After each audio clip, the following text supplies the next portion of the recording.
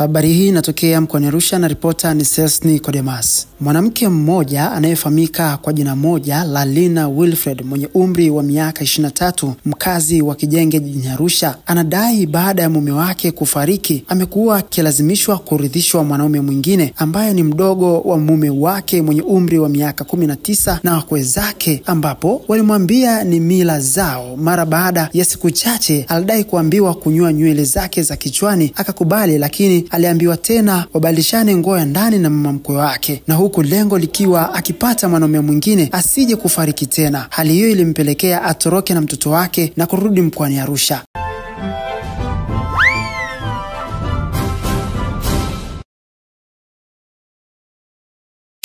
Lina Wilfred ina miaka 23.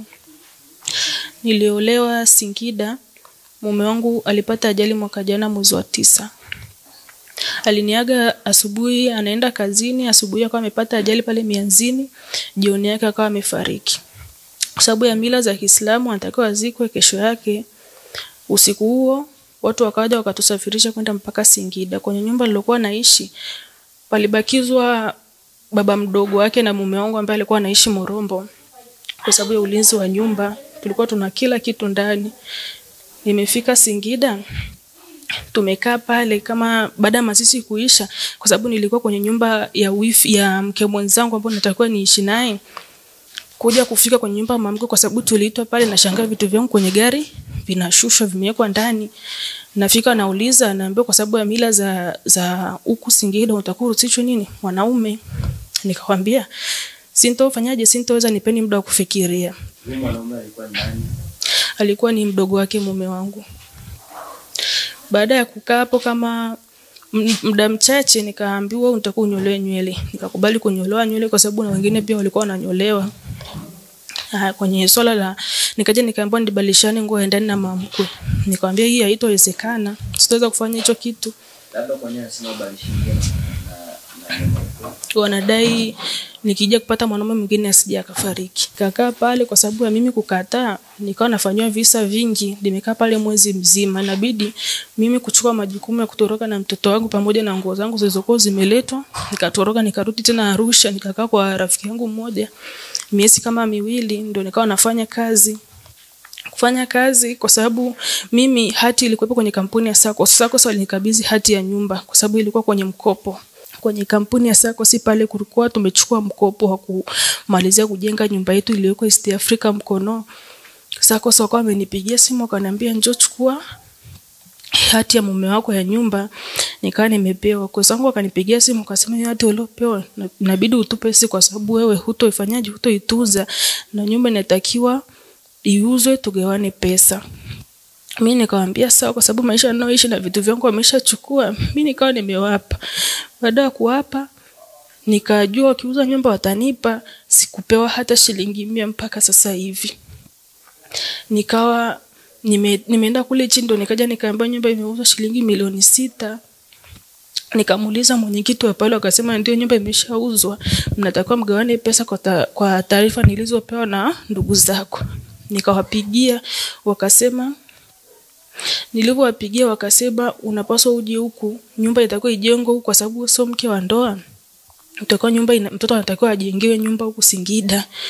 Basi mimi nikawa nimeliacha hilo jambo, nikahangaika pale kwa mbunge kumtumia message, maana namba yake nilipewa pale. Mbunge naona hakunijibu mpaka sasa hivi. Maisha ninayoishi ni magumu, maana nimekaa kwa rafiki yangu miezi 2, nikaja nikabahatika kupata kazi ya hoteli. Wakawa wananilipa shilingi 3000.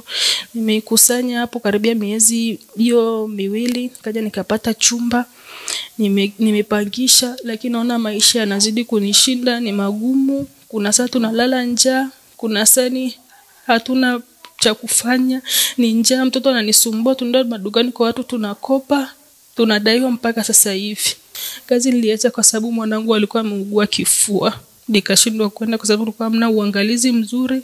Nilikuwa namuombea kwa jirani anakani mpaka jioni kwa kifua kimemshika. Kwa hiyo ilibidi mimi kuacha kazi kumwangalia mwanangu. Niliwatafuta wakwe zangu nikawaambia naomba mnitumie hata mahindi, wakaniambia ungeolewa na mdogo wake mume wako usingeishi maisha magumu unaoishi huko. Kwa ulichokipanda ulichokipanda. Kwa sijawahi kuwatafuta tena. Jina lake silikumbuki, lakini ana miaka 19 na mimi na 23. Kwanza nilimwangalia shemeji bado mdogo. Alafu kingine, mimi maisha ya kuridhishwa hapana.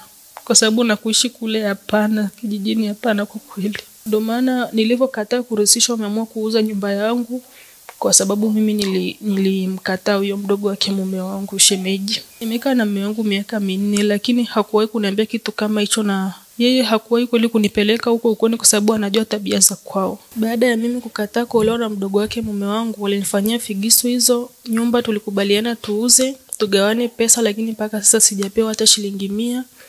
Kwa hiyo nilichokuwa nakiomba nyumba yangu irudishwe, niendelee kuishi kwa sababu maisha ninayoishi hapa na mwanangu sio maisha ambayo babake alituachia. Ni magumu sana, mpaka kulala njaa, kulala chini, maji, godoro linaoza chini. Ndio hivyo, hatuna hata blanketi. Mimi naishi kijenge, sina kazi na namlea mwanangu hivyo hivyo. Sasa ninge tunalala njaa, lakini tunamshukuru tu Mungu. Ndio nachoomba serikali nisaidie nyumba yangu irudi na mtoto wangu asome. Kaja nikapata chumba, nimepangisha, lakini naona maisha yanazidi kunishinda, ni magumu. Kuna saa tunalala njaa, kuna saa hatuna cha kufanya, ni njaa, mtoto ananisumbua, tunaenda madukani kwa watu tunakopa, tunadaiwa mpaka sasa hivi. Kazi niliacha kwa sababu mwanangu alikuwa ameugua kifua. Nikashindwa kwenda kwa sababu kulikuwa hamna uangalizi mzuri. Nilikuwa namuombea kwa jirani anakani mpaka jioni, kwa kifua kimemshika. Kwa hiyo ilibidi mimi kuacha kazi kumwangalia mwanangu. Niliwatafuta wakwe zangu nikawaambia naomba mnitumie hata mahindi, wakaniambia ungeolewa na mdogo wake mume wako usingeishi maisha magumu unaoishi huko. Kwa hiyo ulichokipanda. Kwa sijawahi kuwatafuta tena. Jina lake silikumbuki, lakini ana miaka 19 na mimi na 23. Kwanza nilimwangalia shemeji bado mdogo. Alafu kingine, mimi maisha ya kuridhishwa hapana. Kwa sababu na kuishi kule hapana, kijijini hapana kwa kweli. Ndio maana nilivyokataa kuridhishwa nimeamua kuuza nyumba yangu kwa sababu mimi nilimkataa huyo mdogo wake mume wangu shemeji. Nimekaa na mume wangu miaka 4 lakini hakuwahi kuniambia kitu kama hicho, na yeye hakuwahi kweli kunipeleka huko ukoni kwa sababu anajua tabia za kwao. Baada ya mimi kukataa kuolewa na mdogo wake mume wangu, walinifanyia figisu hizo. Nyumba tulikubaliana tuuze, tugawane pesa, lakini mpaka sasa sijapewa hata shilingi 100.